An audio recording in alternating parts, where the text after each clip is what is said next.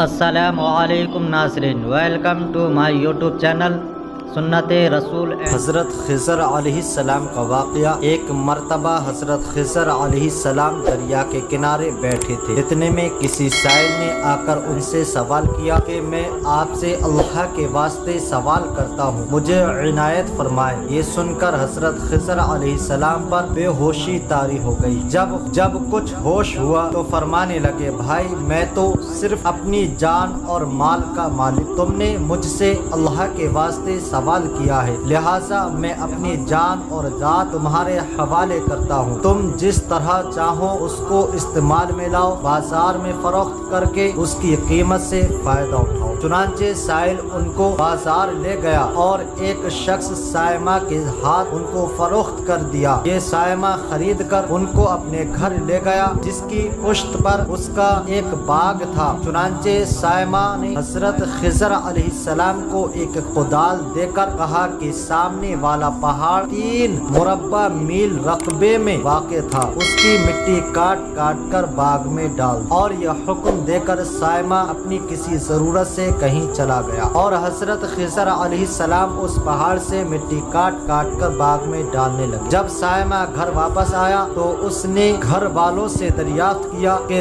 تم نے غلام کو کھانا بھی کھلایا یا نہیں؟ گھر والوں نے جواب دیا کہ ہمیں معلوم ہی نہیں غلام کہاں ہے۔ یہ سن کر جب سائمہ خود کھانا لے کر باغ میں آیا تو اس نے دیکھا کہ وہ غلام یعنی حضرت خضر علیہ السلام تمام پہاڑ کی مٹی کاٹ کر ڈال چکے تھے اور اپنے کام سے فارغ ہو کر اپنی مولا حقیقی کی عبادت میں مصروف تھے۔ یہ دیکھ کر ان کو بڑا تعجب ہوا اور اس نے دریافت کیا، یہ تو بتائیے کہ آپ کون ہیں؟ یہ بات سن کر حضرت خضر علیہ السلام پر کچھ بے ہوشی سی طاری ہو گئی، اور پھر افاقہ ہونے پر انہوں نے فرمایا کہ بھائی میں خضر ہوں۔ جس کو سن کر سائمہ کے ہوش اڑ گئے کہ تو نے یہ کیا کیا، ان کو غلام بنا کر ایسے کام پر لگایا، یہ تو انتہائی گستاخی ہے۔ پھر یہ سوچنے کے بعد سائمہ نے توبہ کی اور پروردگار سے عذر خواہی کے ساتھ حضرت خضر علیہ السلام کو آزاد کر دیا، اور اللہ کی بارگاہ میں عرض کیا کہ اے رب العالمین، مجھ سے اس کا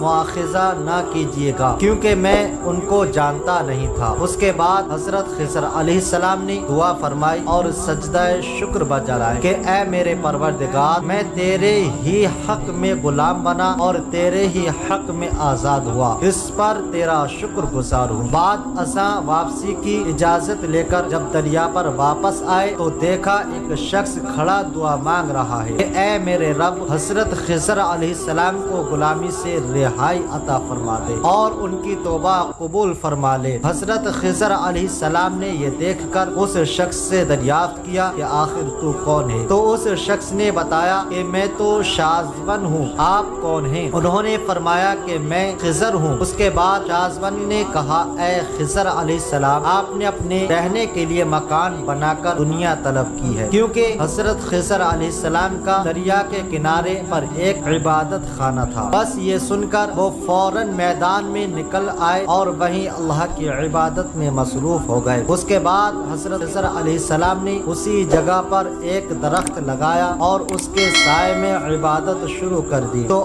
آواز آئی، اے خضر، جب تم نے درخت کے سائے میں سجدہ کیا تو تم نے دنیا کو آخرت پر ترجیح دی۔ پھر فرمان ہوا، مجھے اپنی عزت اور جلال کی قسم ہے، مجھے دنیا کی محبت میں رضا مندی نہیں ہے۔ اس کے بعد حضرت خضر علیہ السلام نے شازون فرشتے سے کہا کہ اے شازون، دعا کرو کہ اللہ تعالیٰ میری توبہ قبول فرمائے۔ چنانچہ شازون نے دعا کی اور اللہ نے شازون کی برکت سے حضرت خضر علیہ السلام کی توبہ کو قبول زیدہ حاصل۔ خدا کے برگزیدہ بندے اسی حالت میں رہتے ہیں جو اللہ کو منظور ہو۔ بے شک ہماری فلاح بھی اسی میں ہے کہ زندگی کے ہر موڑ پر آنے والے ہر پیچ و ختم میں ہم راضی رہیں، اللہ تعالیٰ کی چاہت کو سامنے رکھ کر زندگی گزارے۔ دعا ہے کہ اللہ تعالیٰ ہمیں اس واقعے سے سبق حاصل کر کے نیک بننے کی توفیق عطا فرمائے، آمین یا رب العالمین۔